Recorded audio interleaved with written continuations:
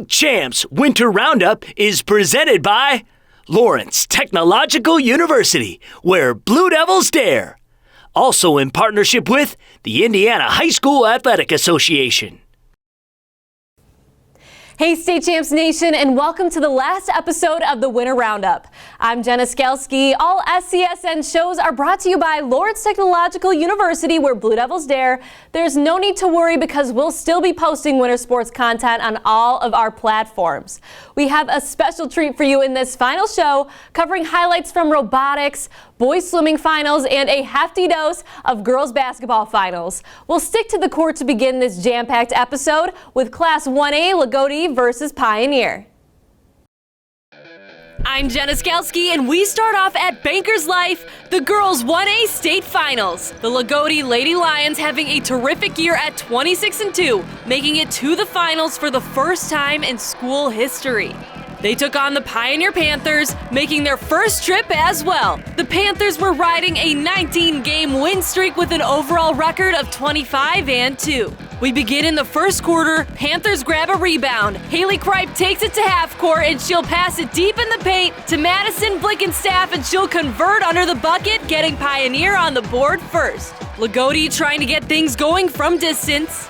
Jalen Walker just offline, but Chelsea Sutton with the board. Gives it to Mackenzie Van Hoy, and she'll knock down her first three of the day. But the Panthers can hit it from distance too. Mackenzie Walker gets the ball, but has company. She kicks it out to Kripe, and she'll drop a three. After the first quarter, Pioneer had the lead 13-12. In the second, Lady Lions would get some defense to set it up. Kayla Fleming is gonna seal it away and take it to the rack for the wide open lay-in. Pioneer with the response though. Kripes passes up court to Walker, and she'll hit the floater. End of the half, and the Panthers with some great ball movement to get the ball inside. Macy Weisenberger finds Olivia Brooke near the charity stripe. She'll drive and finish, and Pioneer was up 26-20. And in the third, the Pioneers kept it rolling, working quick. Kripe gets it deep and gets her team high 13 points. But the Lady Lions cut back into the lead halfway through the quarter. Brooklyn Jones with some space at the top of the arc and lets loose. Loogootee set a new 1A state final record with 8 triples. And they'll cut the lead to 1 with yet another three, this one from Walker. And Loogootee trailed 35-36 going into the final frame. Loogootee determined to bring home the hardware, working the clock and working inside. Kylie Van Hoy would rise up over a Panther to get the bucket. Last chance for Pioneer. Kripe has to heave it from half court. It's just short, and the Lady Lions are able to hang on in a close one, beating Pioneer 45-43 to bring that state title back home for the first time in school history. I'm Chuck Pellerito, and we move now to 2A and have another pair of first appearances. The Linton Stockton Miners were ranked 4th and came in at 24-5. They took on the 21-7 Frankton Eagles. Linton getting things started right off the tip here. Vanessa Shafford going to find Haley Rose get open in the paint. She's going to make a move and go up with the left hand off glass to get the Miners rolling. The Eagles with some good ball movement on the perimeter. Addie Gardner going to get the ball back and shoot from well behind the long line to tie things up at 5. But the Miners answer right back. Aubrey Burgess going to drive the lane and hit the floater. The shooter's touch gets it to drop as Linton Stockton goes on to have a 20-point quarter. They led by 10 after the first. The Eagles were going to keep on fighting though. Off the inbound play, Bailey Tucker gets the offensive board and the putback, but the Miners were on fire.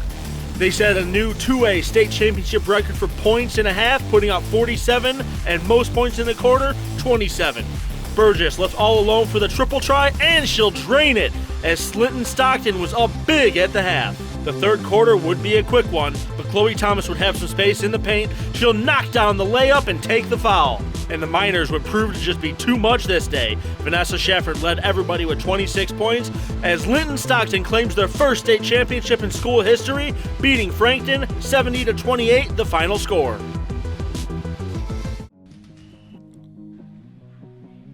And we head over to the IU-PUI Natatorium for the boys swimming state finals.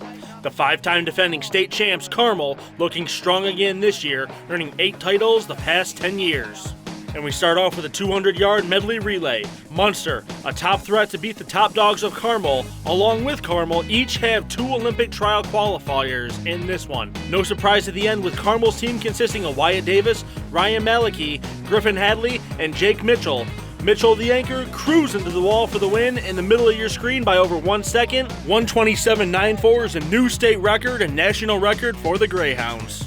Next up is the 200-yard IM. Records are meant to be broken, and Kyle Whitaker of Chesterton holds the top time of 1:44.55 when he set it back in 2010. Holden Raffin of Munster gets off to a great start in lane 3, but in the end, Wyatt Davis from Carmel with a massive lead. His time of 1:44.17, another new state record. Wyatt with 12 career state crowns to his name, tying the most in state history. Carmel dominating the competition early on. We move along now to the 10th event of the day, the 100-yard backstroke. Carmel's Davis, the favorite to win this one. Last year he set the record with a 46.66. Davis held the lead right off the starting block, and he will improve on his record. 45.80, the final time for Davis, and he is your all-time leader with 13 titles to his name. He added number 14 later on in the meet. Finally, we head to the 100-yard breaststroke. This was one of the tightest races of the night.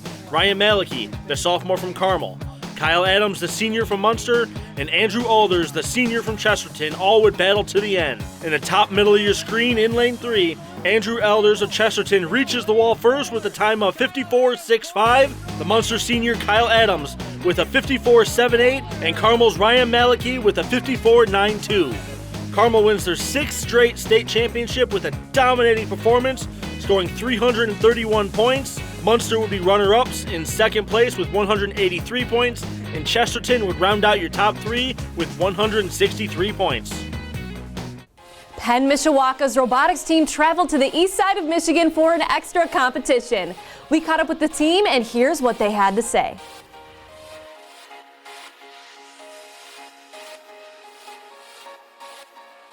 So I'm Robert Kelsey. I'm part of Penn Robotics 135 in Mishawaka, Indiana.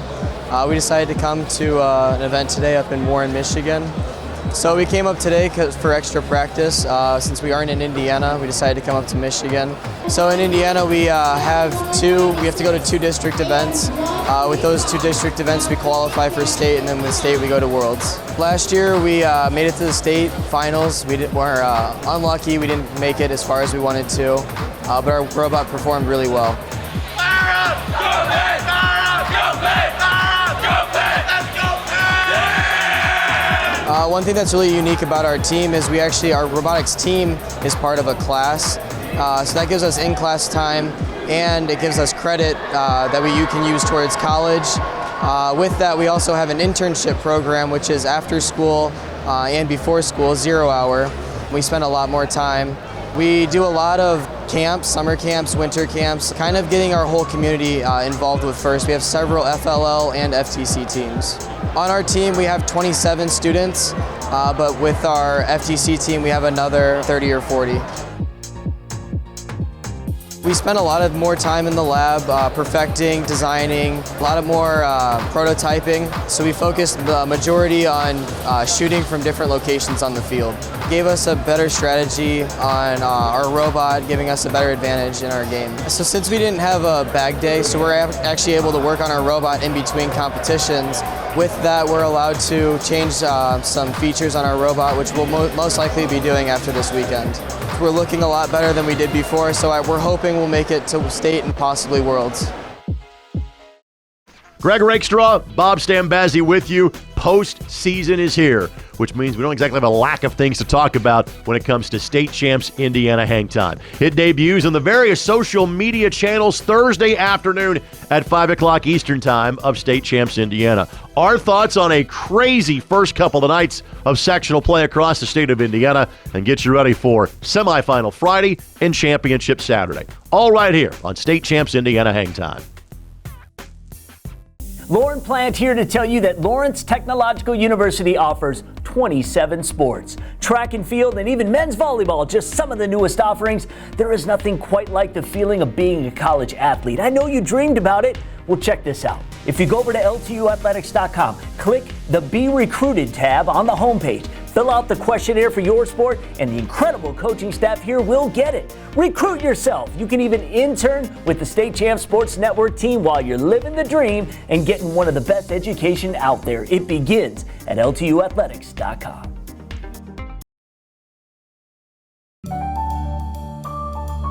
I chose Lawrence Tech for the architecture program and volleyball team. Architecture is a great fit for me because I love math and design. Now I combine them with technology to create beautiful structures. At Lawrence Tech, I didn't have to wait until my third year to start designing. Our hands-on education begins right from day one.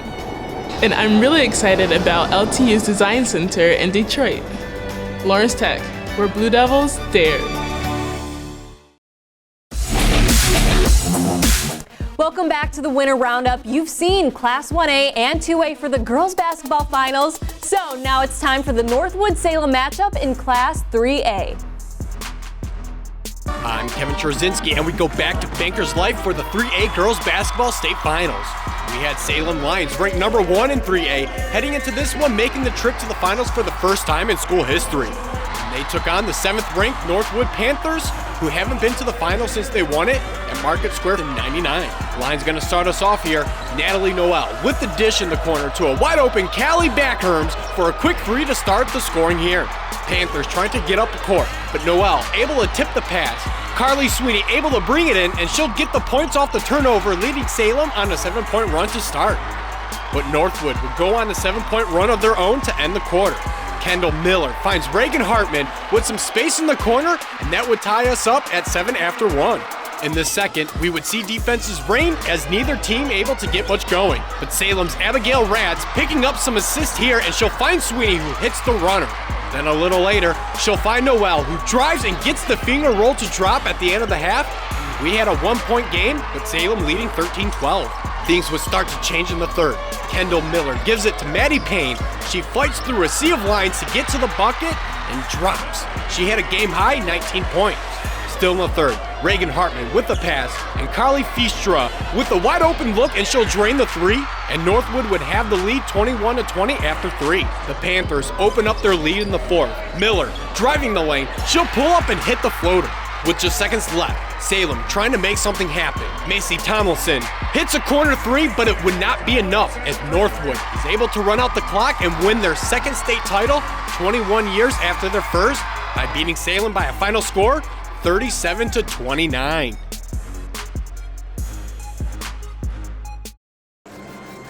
I'm Lauren Plant, and we'll finish things up with a barn burner at Bankers Life. 4A state finals, undefeated number 1 for most of the year. Northwestern Tigers in their first season in 4A after winning 3A 2 years in a row. They were taking on number 8, the Lawrence North Wildcats, back in the finals for the second straight year, looking to win it all this time around.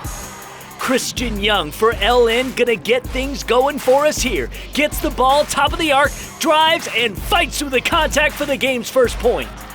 Northwestern's Madison Layden setting up her offense. Season opening and takes it, splits a pair of defenders, ties us back up at 2. Back and forth we went, but the Wildcats opened it up with the long ball. Young finds Kaylin Irvin wide open for a corner three, and after the first, LN was up 17-9. Early stages of the second, Jayla Smith able to grab a turnover. Coast to coast, she takes it herself, thank you very much. Tigers then went on a run. McKenna Layden passes it deep to Kendall Bostic. She's gonna shoot the fadeaway and the touch. Later, Madison Layden's 3 attempt off iron, but Bostic right there for the board and the putback through traffic, finish, and the foul. But LN would weather the storm. Young grabs the loose ball on the Northwestern baseline, drives, kicks to Smith. She'll knock down the Cats' 5th triple of the half. They went into the break up 31-22. The Tigers cut the lead down even more in the third. Layden drives, draws the defense, kicks out in the corner. Claire Merrill, good from distance. Layden had a game-high 25 points. Surveying and finding a gap, she'll go it alone. The floater falls. But the Cats were deadly from distance. Everybody touches the ball as they work it around to Smith. She hit 5 from beyond the arc to tie the 4A state championship record. And in the fourth, Lawrence North hanging on to a 4-point lead, and they would break a few records on the night. Young, 11 assists, the most in any class, and the team would have 10 trays. Katie Davidson adds her name to the list. But the Tigers still clawing their way towards the lead. Layton with active hands, grabs a steal, takes it all the way herself, and one. And with 4 minutes left, Northwestern within a point. But Young had ice in her veins, fouled with 2 seconds left, hit the first free throw, missed the second, but not enough time for the Tigers. Wildcats avenge last year's championship loss, get their first state title in school history, topping Northwestern in a thriller. Final score, 59-56.